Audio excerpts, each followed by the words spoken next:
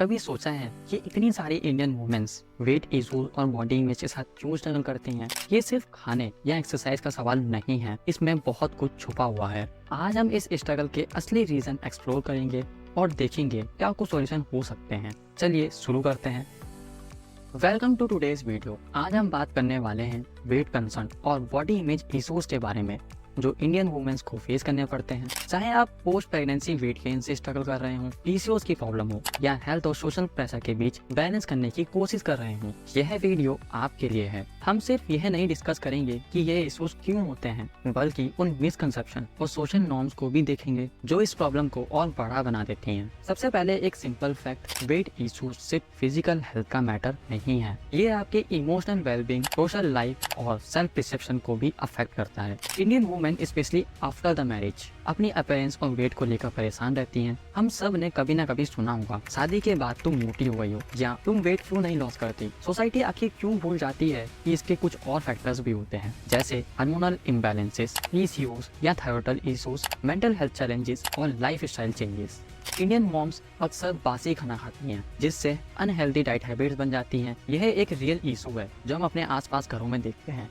हमारे कल्चर में खाना वेस्ट ना करना एक तरह से हेल्थ कॉम्प्रोमाइज बन जाता है। But Indian women specially after marriage को ऐसे चैलेंजेस क्यों फेस करने पड़ते हैं? ये सिर्फ बायोलॉजिकल है या सोसाइटी का भी कुछ रोल है? थोड़ा और गहराई में समझते हैं। जब वुमेन्स की एज बढ़ती है और वो प्रेगनेंसी से गुजरती हैं, तो वुमेन की बॉडीज में बहुत सारे हार्मोनल चेंजेस होते हैं। ये चेंजेस हमारे कंट्रोल में नहीं होते। हार्मोनल शिफ्ट प्रेगनेंसी के टाइम ओबेसिटी का रिस्क बढ़ा देते हैं। पीसीओएस या हाइपोथायरायडिज्म जैसी कंडीशन में वेट लॉस और भी डिफिकल्ट हो जाता है। प्रॉपर डाइट और एक्सरसाइज के बाद भी वेट लॉस करना बहुत मुश्किल होता है। और यह सिर्फ उन वुमेन की बात नहीं है जो माँ बन चुकी हैं। यंग गर्ल और टीनेजर्स भी आजकल वेट इश्यूज फेस कर रही हैं। NFHS 5 रिपोर्ट कहती है कि 24% इंडियन वुमेन अब ओवरवेट क्लासिफाइड हैं और यह नंबर बढ़ता ही जा रहा है। बट ये हो क्यों रहा है? चलिए वीडियो के नेक्स्ट पार्ट में समझते हैं। क्या आपको पता है कि इंडियन वुमेन्स में ओबेसिटी सिर्फ पर्सनल नहीं है, ये हमारे कल्चर और सोसाइटी से भी डायरेक्टली लिंक्ड है। इसके बारे में समझते हैं।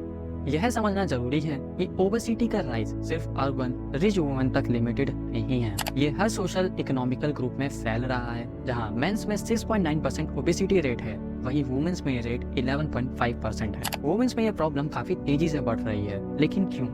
सबसे पहले हमारा लाइफ स्टाइल बहुत ड्रास्टिकली चेंज हो गया है। हम एक्टिव आउटडोर लिविंग से शिफ्ट करके सिटिंग डेस्क जॉब और स्ट्रेस फीलिंग एनवायरनमेंट में आ गए हैं। कॉम्पिटिटिव एग्जाम के लिए स्टूडेंट आवर तक बैठे रहते हैं, जिससे स्ट्रेस ईटिंग और वेट गेन होता है। हमारा स्ट्रेस लेवल, चाहे वो काम से हो या सोशल प्रेशर से, डायरेक्टली वेट गेन से कनेक्टेड है। जब हमारी bodies high stress hormone produce करती है तो फैट रिटेंशन बेली के आसपास बढ़ जाता है। लेकिन सिर्फ स्ट्रेस ही नहीं, हमारी फूड चॉइसेस भी इसका एक बड़ा रीजन है। क्या हमारी ट्रेडिशनल डाइट भी अब इस प्रॉब्लम का हिस्सा बन गई है? Let's find out. याद है जब हमारे घर में सब कुछ होम कुक्ड होता था, अब वो ट्रेंड बदल सा गया है। प्रोसेस और fast food Indian house hold का एक हिस्सा बन गया है।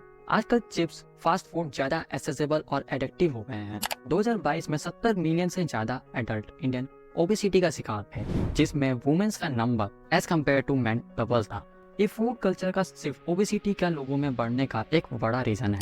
और इमोशनल ईटिंग को भी नहीं भुलाना चाहिए। बहुत सारी वुमेन्स के लिए स्ट्रेस और एंजाइटी के टाइम पर फूड एक कंफर्ट बन जाता है। जैसे एक कमेंटर ने शेयर किया, उन्होंने कॉम्पिटिटिव एग्जाम की टेंशन में काफी वेट गेन किया और यह बहुत कॉमन प्रॉब्लम है। लेकिन क्या इसका कोई सोल्यूशन है? क्या इंडियन वुमेन अपनी हेल्थ वापस कंट्रोल में ला सकती है? चलिए अब यह देखते हैं। ओबेसिटी का इम्पैक्ट सिर्फ फिजिकल नहीं होता, ये आपकी मेंटल हेल्थ, रिलेशनशिप और कैरियर पर भी असर डालता है। ओबेसिटी को एक डिजीज की तरह ट्रीट किया जाना चाहिए, जैसे डायबिटीज या हार्ट डिजीज को ट्रीट किया जाता है।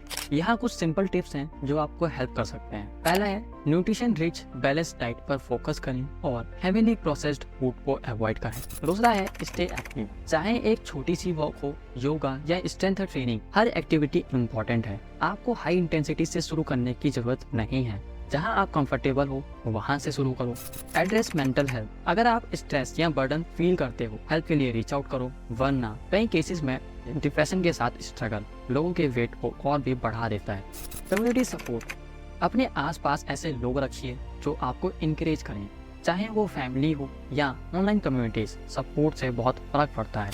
तो आज का टेक अवे यह है कि बॉडी इमेज और वेट इश्यूज सिर्फ फिजिकल अपीयरेंस का मैटर नहीं है, यह हमारी लाइफ के हर एस्पेक्ट को अफेक्ट करती है।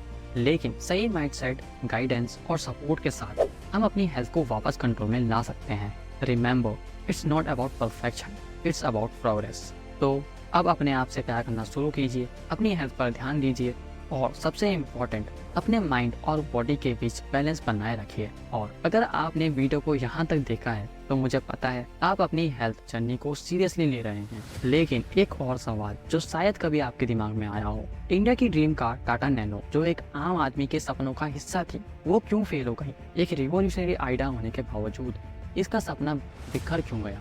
इसके पीछे कोई हिडन रीजन है जो आम लोग नहीं जानते? इसका पूरा जवाब के लिए नेक्स्ट वीडियो जरूर देखिए। रतन टाटा जी का नैनो प्रोजेक्ट कैसे एक इनोवेशन से लेसन बन गया।